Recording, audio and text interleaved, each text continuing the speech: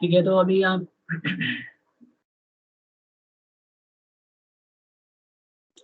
So students, पिछली class में हम लोगों ने डिस्कस किया था administrative principles of management Henry Fayol के दिए हुए। आज हम बहुत ही क्विक रिवीजन करने वाले हैं प्रिंसिपल्स ऑफ साइंटिफिक मैनेजमेंट। किसने ये प्रिंसिपल दिया, क्या कहते हैं ये प्रिंसिपल्स, कैसे एप्लीकेशन बेस्ड क्वेश्चंस में पूछे जाते हैं, वो हम अभी डिस्कस करेंगे। देखिए, सबसे पहले तो जो प्रिंसिपल्स ऑफ साइंटिफिक मैनेजमेंट है, ये टेलर ने दिया है, एफ.डब्ल्यू. टेलर, इन्होंने ये प्रिंसिपल दिया है। और इन्होंने जो प्रिंसिपल्स दिए थे, इन्होंने कुछ प्रिंसिपल्स दिए, कुछ टेक्निक्स दिए। तो आज हम पहले डिस्कस करेंगे शुरुआती के जो इनके प्रिंसिपल्स हैं उनको, और फिर डिस्कस करेंगे इनके टेक्निक्स को, और लास्ट में डिस्कस करेंगे कि कैसे इनके प्रिंसिपल और हेनरी फेयोल के प्रिंसिपल में डिफरेंस था और क्या क्या डिफरेंस था। सबसे पहले इन्होंने जो प्रिंसिपल दिया स्टूडेंट्स, वो दिया science not a rule of thumb. इन्होंने सीधा सीधा बोला कि ऑर्गेनाइजेशन के अंदर रूल ऑफ थंब का मतलब है, देख मतलब आपको ना हर एक चीज के पीछे एक लॉजिक होना चाहिए, ऐसा इन्होंने कहा। इन्होंने कहा कि कोई भी हमें वो मेथड नहीं अपनाना चाहिए जो तुक्के वाला काम नहीं करना चाहिए। हमें हमेशा वही मेथड अपनाना चाहिए जो टेस्टेड है और जो साइंटिफिकली प्रूवन है। तो इनका ये मानना था कि ऑर्गेनाइजेशन वही सक्सेसफुल होगी जो सही मेथड का इस्तेमाल करेगी। वो मेथड जो साइंटिफिक मेथड है, अगर ऑर्गेनाइजेशन उनका इस्तेमाल करेगी तो उसको उसके हाथ में गारंटी लगना तय है। ठीक है, तो रूल ऑफ थंब का मतलब क्या होता है कि किसी कोई अनजान व्यक्ति है और उससे आप मतलब थंब लगवाते हैं, तो क्या होता है, जैसे गरीब लेबरों के साथ देखा होगा आपने, थंब लगवाते हैं, जैसे नौकरी कराते हैं और उनको सैलरी उनको देते हैं, तो वहां बोलते हैं थंब लगा दो कि आपको इतना मिल गया। तो जो आदमी थंब लगा रहा है उसको यही नहीं पता होता है कि कितने रुपए लिखे हुए हैं, क्योंकि वो अनपढ़ है, तो उसको तो कोई भी उल्लू बना सकता है। तो यही चीज टेलर का कहना था, इनका ये कहना था कि science not a rule of thumb को यूज करना चाहिए। यहाँ पे ट्रेडिशनल मेथड्स की जगह हमें वो मेथड्स लगाना चाहिए जो ऑलरेडी एक्सपीरियंस्ड है और टेस्टेड है। अब देखिए, ये है ट्रेडिशनल मेथड। अगर आपने कई बार घर में आप यूज करते हो इस मेथड को, धागा, कई बार मम्मी या कभी पेरेंट्स बोल देते हैं कि ये धागा लगाओ, अगर आप उनकी कमजोर है तो आप भी इसी मेथड को यूज करते हो। और हर बार आपने देखा होगा आपके अगर पेरेंट्स इसको यूज करते हैं निडल को, तो यही टेक्निक अपनाते हैं। लेकिन असली टेक्निक ये है, देखो इस तरह की एक मशीन आती है, इसके अंदर ये करो, बाहर ये अंदर चला जाएगा थ्रेड उसमें, और उसके बाद उसे पकड़ के उसके खींच दो नोडल को, तो इसमें 100% आपका धागा आ जाएगा। इसमें बार बार आपको ट्राई नहीं करना पड़ेगा। इसमें हो सकता है पहली बार में आप सक्सेसफुल हो जाए, लेकिन हर बार आप सक्सेसफुल नहीं होंगे। लेकिन ये जो मेथड देख रहे हैं ना, इसमें आप हर बार सक्सेसफुल होंगे, क्योंकि ये टेस्टेड मेथड है, साइंटिफिकली प्रूवन है। तो ज्यादा चांस अच्छा है ये है कि इसको मेथड को यूज करने पे आप सक्सेसफुल होंगे। तो यही चीज प्रिंसिपल ऑफ मैनेजमेंट में science not a rule of thumb कहता है। ये कहता है कि हमें साइंस पे विश्वास रखना चाहिए, ना कि टेस्टेड मेथड पे, and hit and trial mirror method use नहीं करना चाहिए। ठीक है, the rule of thumb can be seen as a dictatorship of the manager. देखो, रूल ऑफ थंब में कहा गया है कि ये डिक्टेटरशिप को दिखाता है, मतलब जो पहले करता आ रहा है आप उसी को फॉलो करते आ रहे हो। इसमें कई बार क्या होता है कि जैसे आप अगर मैनेजर बनते हो ना, तो जो पहले वाला मैनेजर काम को जिस तरीके से करता था आप भी उसी को फॉलो करते हो, क्योंकि पहले भी वो ऐसे ही करता है, इसलिए आप भी ऐसे ही करोगे। तो ये चीज को मना किया टेलर ने। बेसिकली ऑर्गेनाइजेशन के अंदर टेलर का ये कहना था कि अगर कोई एम्प्लॉय ऑर्गेनाइजेशन में आता है तो उसको चाहिए कि वो अपना दिमाग लगाए, अपने तरीके से काम करे, उसको जो तरीका सही लगता है उसको यूज करना चाहिए, और ट्रायल एंड एरर मेथड को अवॉइड करना चाहिए, और साइंटिफिक स्टडी को ज्यादा यूज करना चाहिए कोई भी प्रॉब्लम को सॉल्व करना है। Any doubt?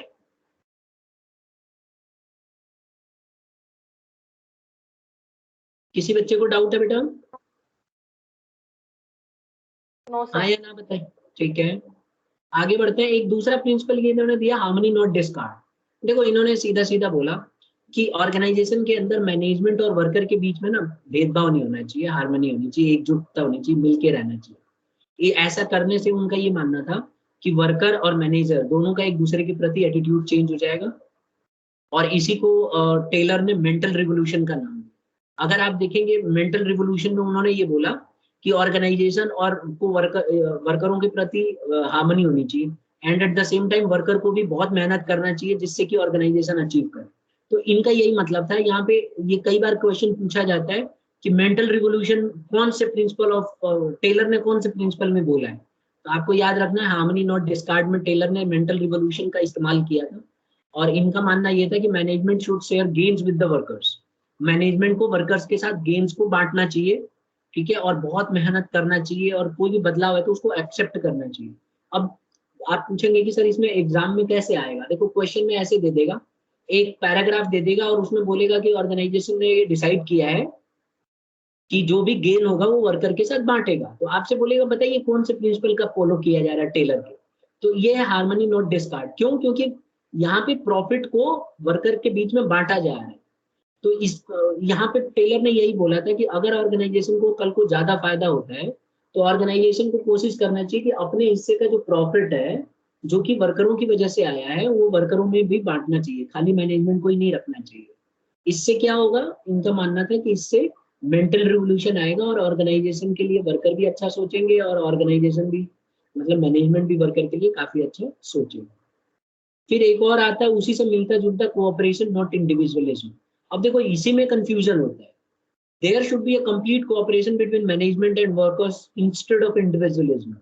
यहाँ पे टेलर ने ये बोला कि कोऑपरेशन होना चाहिए एम्प्लॉय और मैनेजर मतलब मैनेजमेंट के बीच में और वर्कर के बीच में, मतलब इंडिविजुअलिज्म को बढ़ावा नहीं देना चाहिए। और ना कोई भी आप डिसीजन लेते हो ना तो वर्कर से आपको कॉन्फिडेंस में लेके रखना चाहिए। जैसे मान लीजिए आप टाइम बढ़ा रहे हैं काम का, जैसे पहले आप 6 घंटे की ड्यूटी कराते थे, अब आप ड्यूटी 7 घंटे की करा रहे हो। तो ऐसे में आपको ना वर्कर्स से राय लेनी चाहिए, मतलब एम्प्लॉइज से बात करनी चाहिए कि भाई हम टाइम टेबल थोड़ा बढ़ा रहे हैं, हम आधा घंटा और एक्सटेंड करेंगे। तो इस तरह से आपको करना चाहिए, डिसीजन लेना चाहिए। ऐसा करने से क्या होगा, इंडिविजुअलिज्म नहीं आएगा और वर्कर्स जो है मैनेजमेंट आपका कॉन्फिडेंस में रहेगा और पार्टिसिपेशन अच्छा से होगा। ठीक है, इसमें यही है कि वर्कर्स को जो है अननेसेसरी स्ट्राइक भी नहीं करना चाहिए। देखो कोऑपरेशन नॉट इंडिविजुअलिज्म में ये भी कहा है कि वर्कर को ना बिना मतलब में स्ट्राइक नहीं करनी चाहिए और अनरीजनेबल डिमांड भी नहीं करनी चाहिए। मतलब वर्कर ऐसे भी डिमांड ना करें कि ऑर्गेनाइजेशन पूरा ना करे, और ऑर्गेनाइजेशन को भी ध्यान रखना चाहिए कि भाई इनकी एम्प्लॉयज की जो है अगर इस तरह की डिमांड होती है तो वो पूरा भी हो। तो टेलर ने यही सजेस्ट किया था कि काम ना दोनों को बीच में बराबर बराबर बढ़ जाना चाहिए, वर्कर और एम्प्लॉयज के बीच में, मैनेजमेंट के बीच में। ऐसा ना हो कि सारा का सारा काम आप वर्कर से करा रहे हो। तो कोऑपरेशन नॉट इंडिविजुअलिज्म में ये बात करी, कभी भी गेम को बांटने की बात नहीं करी है। इसमें कोऑपरेशन का मतलब है कि ऑर्गेनाइजेशन में एम्प्लॉय को ना बिना मतलब में हड़ताल नहीं करना चाहिए, नुकसान नहीं पहुंचाना चाहिए, और मैनेजमेंट को भी ध्यान रखना चाहिए ऑर्गेनाइजेशन का, ठीक है, मतलब एम्प्लॉयज का। तो इसीलिए यहाँ पे इंडिविजुअलिज्म नहीं करना चाहिए। कोई भी डिस्कशन होता है तो कोशिश करना चाहिए कि वर्कर से पहले बात करके और फिर वो फैसला लिया जाए। तो यहाँ पे कोऑपरेशन एंड इंडिविजुअलिज्म ये कहता है। आ गया समझ में सबको? तो अगर आपसे पूछा जाए कि गेन किस कौन से प्रिंसिपल में बांटा जाता है तो कौन से प्रिंसिपल में था बेटा? हार्मनी नॉट डिस्कार्ड में। और कौन से प्रिंसिपल में स्ट्राइक ना करने की बात कही है तो कोऑपरेशन नॉट इंडिविजुअलिज्म। कौन से प्रिंसिपल में वर्कर और ऑर्गेनाइजेशन के बीच में अच्छा कोऑपरेशन होना चाहिए तो कोऑपरेशन नॉट इंडिविजुअलिज्म। और हार्मनी किस में बनाए रखनी चाहिए? Harmony not individualism. तो ये ध्यान रखना है, इसमें कंफ्यूज नहीं होना है। यहाँ तक क्लियर है सबको? Yes sir.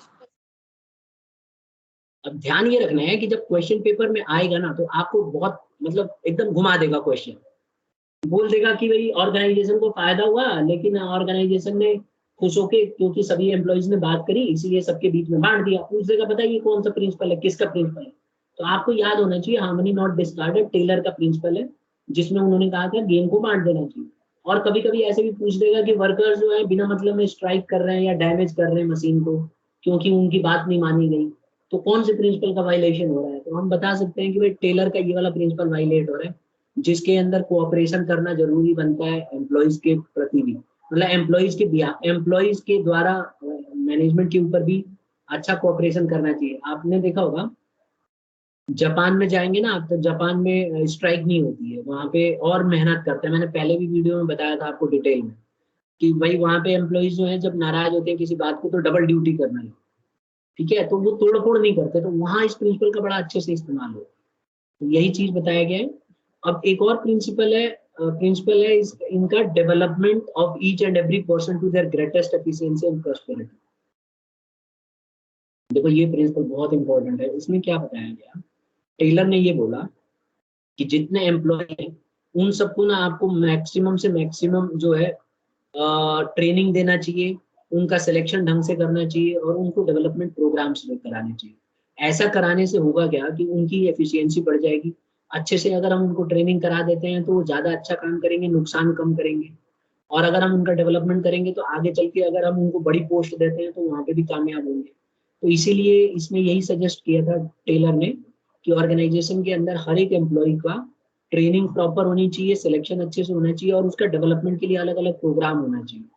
ठीक है, और हर एक पर्सन को अच्छे से अच्छा उसको मतलब डेवलपमेंट कराया जाना चाहिए।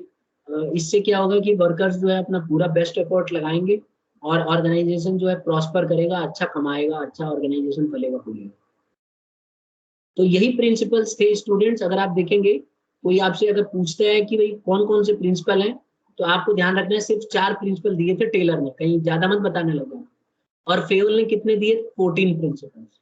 टेलर ने कितने प्रिंसिपल दिए थे? 4 प्रिंसिपल्स दिए थे। बाकी जो दिए थे टेलर ने ये टेक्निक्स थी। ठीक है, टेक्निक्स और प्रिंसिपल्स में फर्क है। टेक्निक्स में इन्होंने मेथड सजेस्ट किए थे कि ऐसे ऐसे मेथड करने से काम सही रहेगा, और बेसिकली आप देखेंगे कि वर्कर्स के लिए इन्होंने सारे मेथड अपने। लेकिन अगर आप फ्यूल के प्रिंसिपल देखेंगे तो वो टेक्निक्स नहीं थी, मेथड्स नहीं थे, वो एक जनरल गाइडलाइन थी जो गाइड करती है मैनेजर को कि ऐसे सिचुएशन पे आपको ऐसे डिसीजन लेना चाहिए। दैट्स इट, उसमें और इसके अलावा और कुछ खास नहीं था। अब देखो टेक्निक्स की अगर हम बात करें तो टेक्निक्स के जो मतलब आप अगर फीचर्स देखें तो इसमें पहला टेक्निक एक दिया इन्होंने, standardisation and simplification of work. Feature नहीं है, ये टेक्निक है। जो पहली टेक्निक दी टेलर ने, इनकी टेक्निक थी standardisation and simplification of work.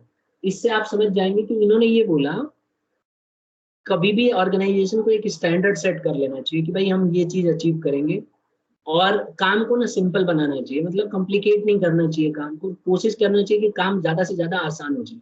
तो टेलर का ये मानना था कि कोई भी काम करने के लिए आपको काम को आसान बनाना ही होगा।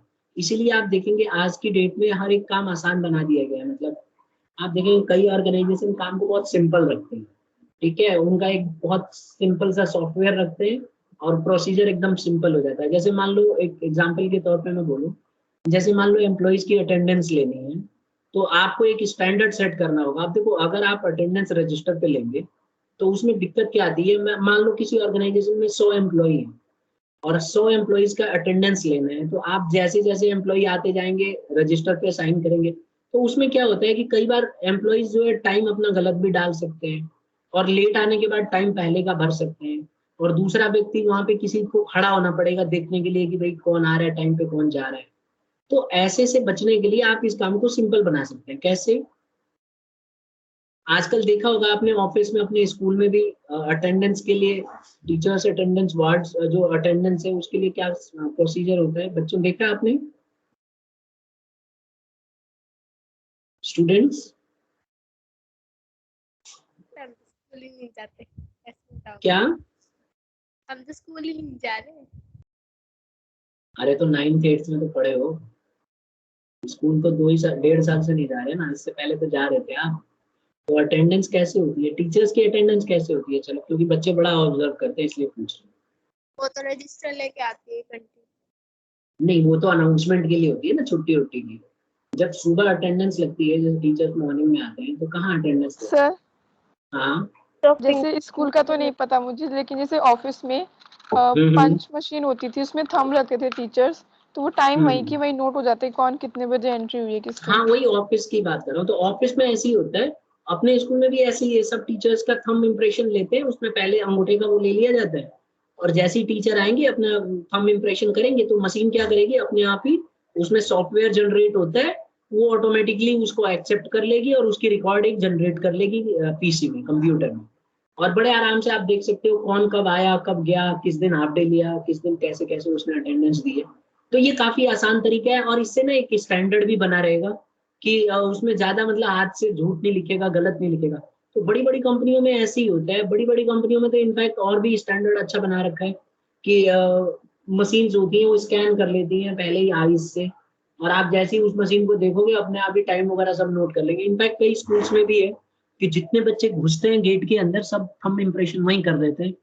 जितने भी बच्चे हैं सबकी आईडी ले ली जाती है थंब इम्प्रेशन की, और स्कूल में जैसे ही वो घुसेंगे वो क्लिक करते हैं उसमें, थंब इम्प्रेशन करते हैं, और उनकी अटेंडेंस ऑटोमेटिकली जनरेट हो जाती है और उनके पेरेंट्स के पास चला जाता है कि आपका बच्चा स्कूल के अंदर एंट्री कर गया है। और क्लास टीचर को भी इसको मेंटेन नहीं करना पड़ता, ऑटोमेटिकली सॉफ्टवेयर में जनरेट हो जाता है कि ये बच्चा आज स्कूल में आ गया है, बस। तो ये बहुत अच्छा तरीका है। इससे क्या होता है, स्टैंडर्ड भी बना रहेगा, कोई बच्चा लेट आ रहा है तो उसका भी पता चलेगा, उसके ऊपर फाइन भी लगा सकते हो या उसे पनिश भी कर सकते हो। और इससे जो है काफी अच्छे से आप देखेंगे डिसिप्लिन भी आ जाएगा ऑर्गेनाइजेशन के अंदर। तो यही चीज टेलर ने सजेस्ट किया कि कोई ना कोई ऐसा तरीका अपनाना चाहिए जिससे कि स्टैंडर्ड भी बना रहे और फिर सिर्फ काम को आसान भी बनाया जा सके। तो आप देखो कितना आसान काम हो गया, इसमें ज्यादा आपने सुना है कहीं ऐसे, या फ्रेंड्स से आपने बात की हो, कई बार बताते हैं ना बच्चे आपस में कि हमारे स्कूल में गेट में घुसते ही अटेंडेंस हो जाती है। सुना है? कई स्कूल्स हैं जो आप देखेंगे प्रेस्टिजियस स्कूल्स में कई, जहाँ पे ये टेक्नोलॉजी लगा दी गई है, बच्चे जैसे गेट में घुसते हैं स्कैन हो जाते हैं, वो लोगों को थंब इम्प्रेशन करना होता है स्टूडेंट्स के लिए, सबका उसी में आईडी होती है और अटेंडेंस ऑटोमेटिकली जनरेट हो जाती है और पेरेंट्स को भी पता चल जाता है कि उनका बच्चा सुरक्षित स्कूल में पहुंच गया। और जब निकलते हैं तो तब भी थंब इम्प्रेशन करके निकलते हैं। तो कल को अगर मान लो कोई मिसहैपनिंग होती है तो प्रूफ रहेगा कि स्कूल में बच्चा घुसा था और ऐसे गया था, ठीक है, इस टाइम बाहर निकला था, तो उस काफी अच्छा माना जाता है। तो यही चीज टेक्निक टेलर ने सजेस्ट किया। दूसरा टेक्निक इसने बोला मेथड स्टडी। इनका ये कहना था कि हर एक काम के लिए अलग अलग मेथड होते हैं। तो इनका मानना ये था टेलर का कि हमें वो मेथड यूज करना चाहिए जो कोई भी काम को अच्छे से करने में मदद करे, ठीक है, बेस्ट मेथड को हमें इस्तेमाल करना चाहिए। और बेस्ट मेथड कौन सा हो सकता है, आप देखो बहुत सारे मेथड होते हैं काम को करने के, आपको वो मेथड चुनना चाहिए जो मेथड सबसे बेस्ट हो, ठीक है, तो उस मेथड को चुनोगे तो आप काम भी जल्दी करोगे और फास्ट भी होगा। फिर आ जाता है थर्ड, मोशन स्टडी। टेलर ने ये सजेस्ट किया कि देखो ऑर्गेनाइजेशन में कई बार क्या होता है, अननेसेसरी मूवमेंट होता है, जैसे देख रहे हैं आप ये, इसको येलो वाला जो है ये उठा के इसको बॉक्सेस में फिल करना है। अब ये अननेसेसरी यहाँ से उठा के यहाँ ले जाएगा फिर रखेगा, ये क्या करना चाहिए, इंस्टेड इस टेबल को भी यहाँ ला के रख देता, यहाँ पे लगा देता तो यहीं खड़े खड़े हो जाता, तो अननेसेसरी मूवमेंट ये वाला बच जाता। तो टेलर ने भी यही सजेस्ट किया, उसने ये कहा कि ऑर्गेनाइजेशन में क्या करना चाहिए, अननेसेसरी मूवमेंट को खत्म कर देना चाहिए। इससे क्या होगा कि मैन और मटेरियल दोनों एक साथ आ जाएंगे और काम जल्दी होगा। यहाँ पे मैन और मटेरियल एक साथ नहीं है, तो इसीलिए काम ढंग से नहीं हो पा रहा है और इसमें टाइम लग रहा है। आई होप सबको समझ में आ गया होगा। Yes sir. नेक्स्ट टेलर ने बोला टाइम स्टडी। टाइम स्टडी भी एक टेक्निक है जिसमें इसने बोला कि कोई भी काम को करने के लिए एक मिनिमम टाइम सेट करना चाहिए कि भाई इतनी देर में ये काम हो जाएगा।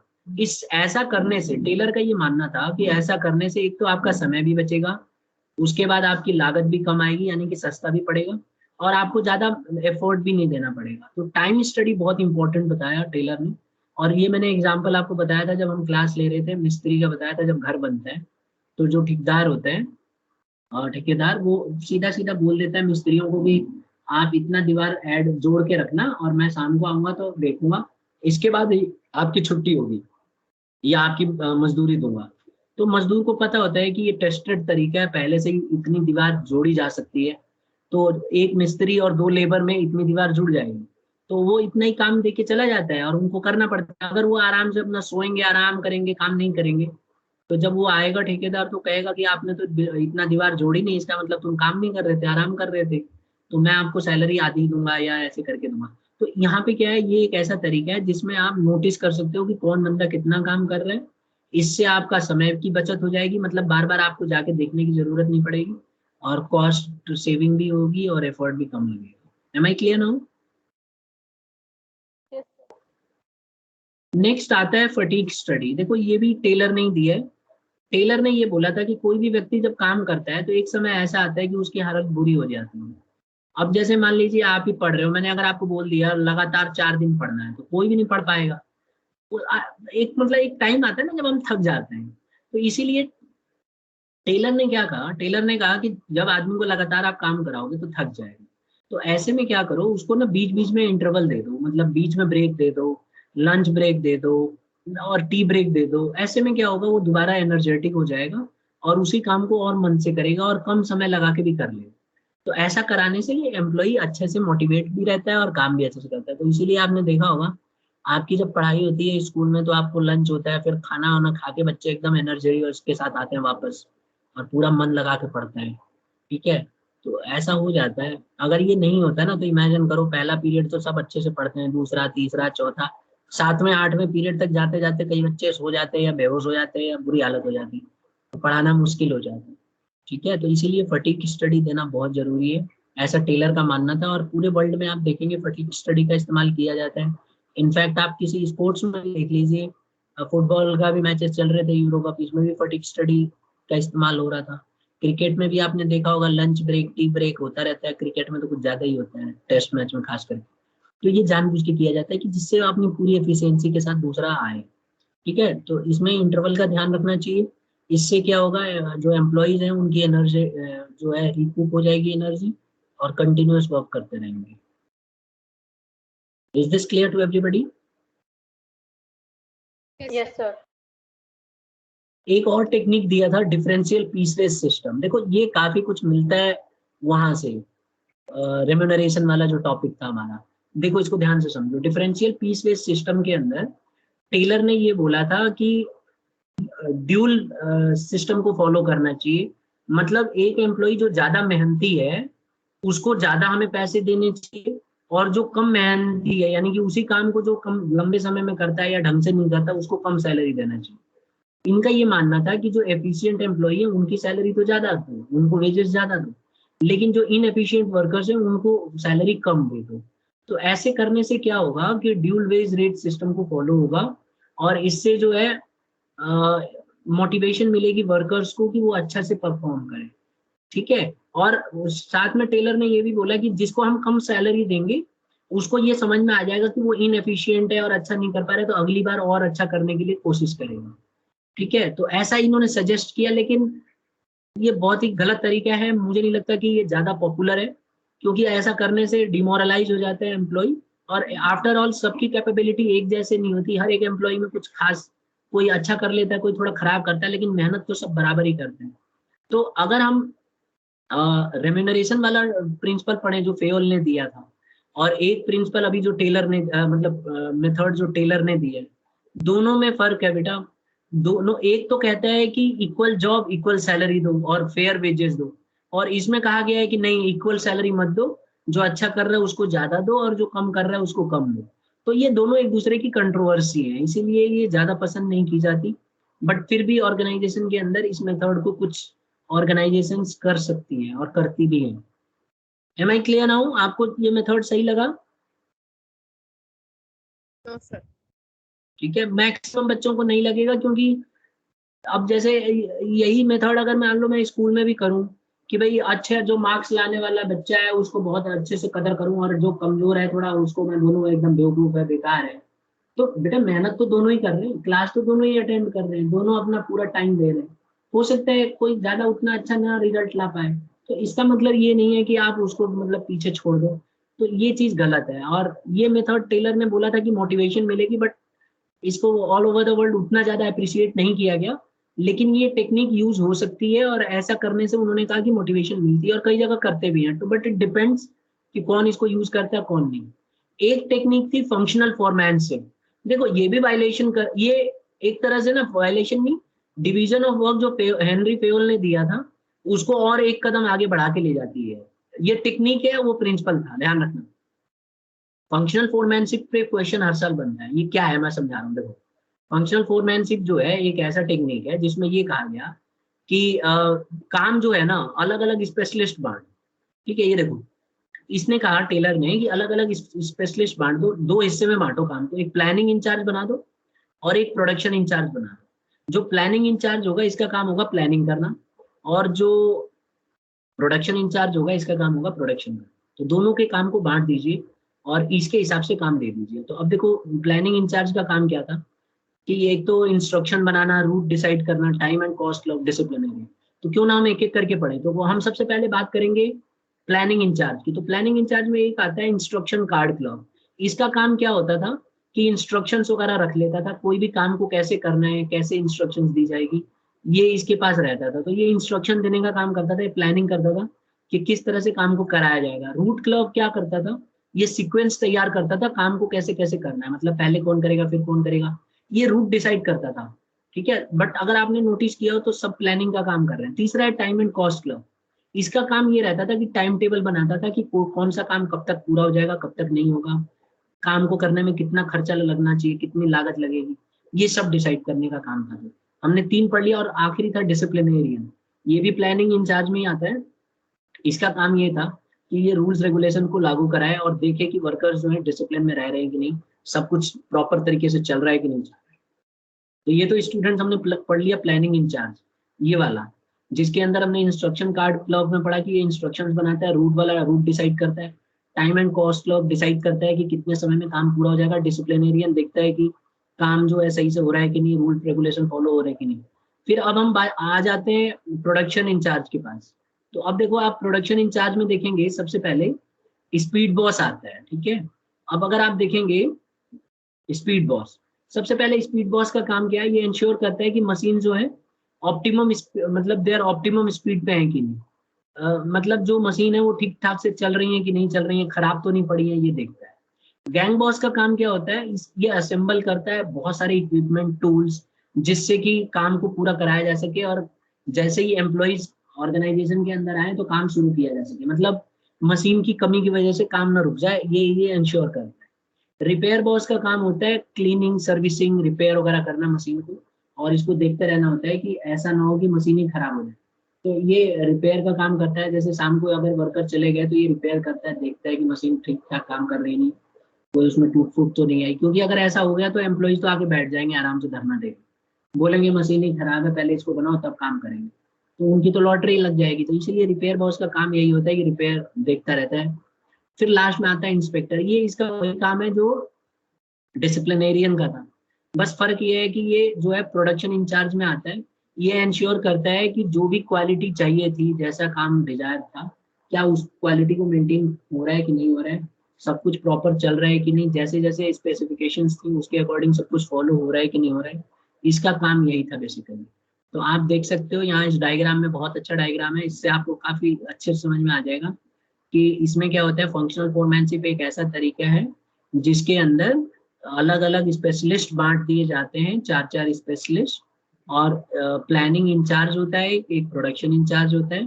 प्लानिंग इंचार्ज का काम होता है प्लानिंग करना, ये सारे प्लानिंग वाले हैं, ठीक है। और इसमें जैसे इंस्ट्रक्शन कार्ड क्लर्क हो गया, रूट क्लर्क हो गया, स्पीड एंड मतलब कॉस्ट क्लर्क हो गया, टाइम एंड कॉस्ट क्लर्क वाला हो गया, ये मैं देखते हैं कि काम सही से, और ये डिसिप्लिनेरियन हो गया।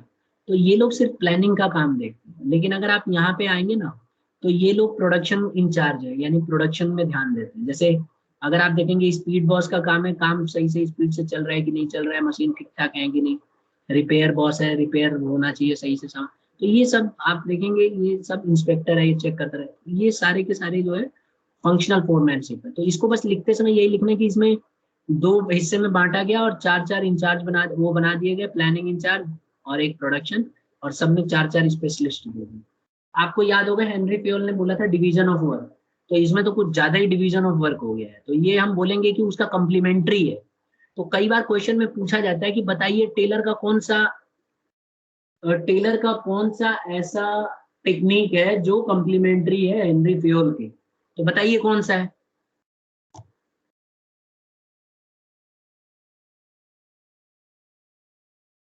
कम्प्लीमेंट्री समझते हो ना, जो उसी को आगे कंटिन्यू कर रहा है। Functional foremanship. फंक्शनल फॉर्मेनशिप किसका कम्प्लीमेंट्री है, हेनरी फ्योल के कौन से प्रिंसिपल का कम्प्लीमेंट्री है। Division of work. बिल्कुल ठीक। अच्छा, इसकी एक टेक्निक अभी अभी हमने पढ़ा था, ये वाली, अभी दिखा रहा हूँ, ये वाली डिफरेंशियल पीस बेस्ड सिस्टम। ये कौन से प्रिंसिपल को वायलेट करती है बेटा, फ्योल की। याद करो, एक फ्योल ने प्रिंसिपल दिया था जिसमें फेयर वेजेस की बात करी थी उसने, जिसमें उसने बोला था इक्वल सैलरी मिलनी चाहिए इक्वल पोस्ट पे, याद आया।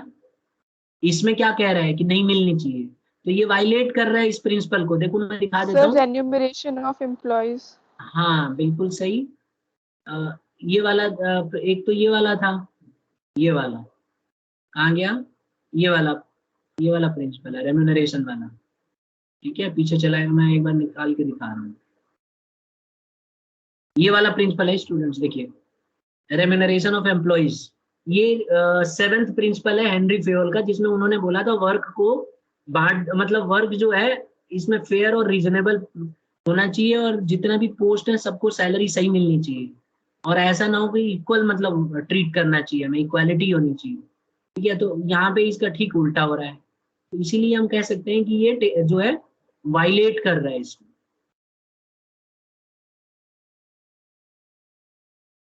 ठीक है, अब देख सकते हो आप यहाँ पे आपका आ गया फ्यूल और हेनरी फ्यूल का और एफडब्ल्यू टेलर का हमने कंपैरिजन करना है।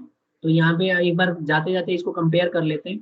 अगर आप देखो ये बहुत इंपॉर्टेंट है, इसको नोटबुक में अगर लिख लोगे तो बहुत जल्दी से रिवाइज हो जाएगा। हेनरी फ्यूल ने हमेशा टॉप मैनेजमेंट की बात करी थी, तो इसका जो पर्सपेक्टिव था वो टॉप लेवल मैनेजर के लिए था। अगर आप ध्यान से देखोगे ना, हेनरी फ्यूल के सारे प्रिंसिपल टॉप लेवल मैनेजमेंट की बात करते हैं, जबकि एफडब्ल्यू टेलर का अगर आप प्रिंसिपल देखो तो फ्लोर लेवल ऑफ फैक्ट्री की बात करता है, जैसे हर बार वर्कर के लिए है, सारे मेथड वर्करों के लिए है। तो आप हमेशा देखेंगे फ्लोर लेवल की बात करी एफडब्ल्यू टेलर ने। अगर हम यूनिटी ऑफ कमांड की बात करें तो इसमें स्ट्रिक्टली फॉलो किया गया, जबकि एफडब्ल्यू टेलर में नहीं किया गया, ठीक है। अच्छा, एप्लीकेबिलिटी अगर आप देखेंगे तो हेनरी फ्यूल के प्रिंसिपल पूरी दुनिया में लागू होते हैं, लेकिन एफडब्ल्यू टेलर के ना सारे प्रिंसिपल लागू नहीं होते। किसी किसी स्पेशल सिचुएशन पे ओनर कभी लागू कर लेगा, कभी नहीं करेगा। इसी तरह से हेनरी फ्यूल का जो फॉर्मेशन था वो एक्सपीरियंस के बेसिस पे था, उनका खुद का पर्सनल एक्सपीरियंस था, क्योंकि उन्होंने वहां पे काम किया था। और एफडब्ल्यू टेलर ने ना ऑब्जर्वेशन करके किया था, एक्सपेरिमेंटेशन करके किया था। और इन्होंने हेनरी फ्यूल ने पर्सनल एक्सपीरियंस से किया था, क्योंकि आपको याद होगा ये खुद भी काम करते थे उस ऑर्गेनाइजेशन में। एफडब्ल्यू टेलर जो था, इसने ऑब्जर्व करा कि ऐसे हो रहा है तो ऐसे होगा, और तब जाके ही प्रिंसिपल्स लागू किए और टेक्निक्स। फिर है फोकस। अगर आप देखो तो हेनरी फ्यूल ना एडमिनिस्ट्रेटिव प्रिंसिपल पे फोकस करते हैं, जबकि एफडब्ल्यू टेलर ने प्रोडक्शन को बढ़ाने के ऊपर फोकस किया। इसके सारे प्रिंसिपल और टेक्निक जो थे, किसी भी तरह से प्रोडक्शन को बढ़ा दो, कमाई को बढ़ा दो, प्रॉफिट को बढ़ा दो, इसकी बात करिए। अच्छा, अगर हम पर्सनैलिटी की बात करें तो हेनरी फेयल की जो पर्सनैलिटी थी वो प्रैक्टिशनर की थी। ये खुद इन्होंने बेचारों ने काम किया और तब जाके उसको लागू किया। जबकि एफडब्ल्यू टेलर जो है, इसकी पर्सनैलिटी एक साइंटिस्ट की तरह थी, इसने ऑब्जर्वेशन किया था और एक्सपेरिमेंटेशन किया था, तब लागू किया था, खुद काम नहीं किया था उतना ज्यादा इसने।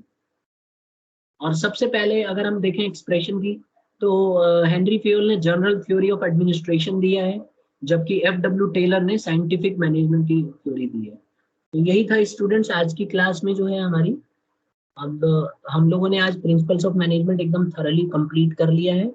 अब तीसरा चैप्टर है हमारा बिजनेस एनवायरनमेंट, और बिजनेस एनवायरनमेंट आपके प्ले लिस्ट में है। तो आप टेस्ट की तैयारी वहाँ से प्ले लिस्ट में आप जाइए, जाके पूरा वीडियो को सुनिए और बहुत अच्छे से आप कर पाएंगे, ठीक है। तो आज इतना ही करते हैं, और फिर हम लोग मिलेंगे नेक्स्ट क्लास में जब